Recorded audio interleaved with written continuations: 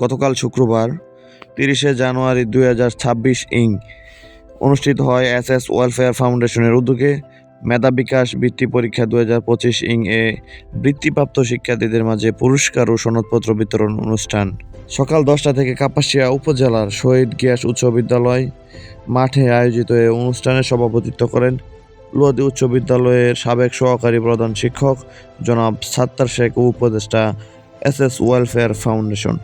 অনুষ্ঠানে প্রধান অতিথি হিসেবে উপস্থিত ছিলেন জনাব আলহাজ ফমা মমতাজ উদ্দিন আহমেদ রেনু, বিশিষ্ট সমাজসেবক ও শিক্ষানুরাগী উপদেষ্টা এসএস ওয়েলফেয়ার ফাউন্ডেশন। উল্লেখ্য, গত 26শে ডিসেম্বর 2025 পঞ্চম ও অষ্টম শ্রেণীর শিক্ষার্থীদের অংশগ্রহণে মোট 650 জন শিক্ষার্থী নিয়ে মেধা বিকাশ বৃত্তি পরীক্ষা অনুষ্ঠিত হয়।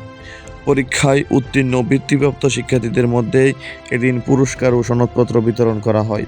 এ সময় সর্বোচ্চ নম্বরপ্রাপ্ত শিক্ষার্থী মনোদ্দি মডেল সরকারি প্রাথমিক বিদ্যালয়ের ছাত্রী মেহজাবিন প্রাপ্তিকে বিশেষ সম্মাননা হিসেবে একটি ল্যাপটপ উপহার প্রদান করা হয়, যা উপস্থিত সকলের প্রশংসা কুড়ায়।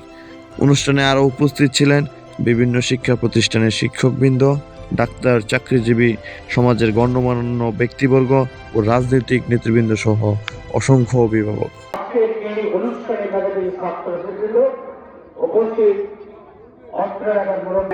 আপনারা একটা কাজে চলে যান, তাহলে আমাদের জন্য সুবিধা হবে, পরিষ্কার বলে দিতে আমাদের জন্য সুবিধা হবে। আর ছেলে মেয়েদেরকে একটা সাইডে রেখে আপনারা এসএস ফাউন্ডেশন করতে এই যে মেধা বিকাশ আমরা বলি, মেধা বিকাশ তারা অন্বেষণ করছেন, এটার মাধ্যমে একটা জিনিস কিন্তু হচ্ছে, আমি দেখেছি কারণ এইখান থেকে ভিত্তিতে উন্নীত হয়ে তারা এসএসসিতে চেয়েও ভালো রেজাল্ট করছে, আবার এসএসসিতে যারা ভালো রেজাল্ট করছে। আজকে তোমরা যারা অষ্টম শ্রেণী থেকে এরা পেয়েছ, বৃত্তি পেয়েছ, তোমরা যদি জিপিএ 5 পাও, তাহলে তোমাদের সাথে আবার দেখা হবে। পুরা কাপাসিয়ার সবাইকে জিপিএ 5 প্রাপ্তদেরকে আমরা আবার পুরস্কৃত করব, সম্মানিত করব। দেখো তোমরা কত সুন্দর সময়ে সম্মান পাচ্ছ, সেটা কি কারণে? তোমাদের মেধার জন্য। তোমরা মেধাবী, লেখাপড়া করে মনোযোগ দিয়ে যাওয়ার জন্য।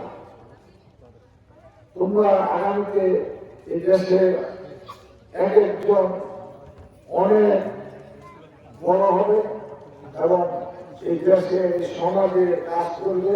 এবং আমি এসএস ফাউন্ডেশনকে অবশ্যই ধন্যবাদ জানাই।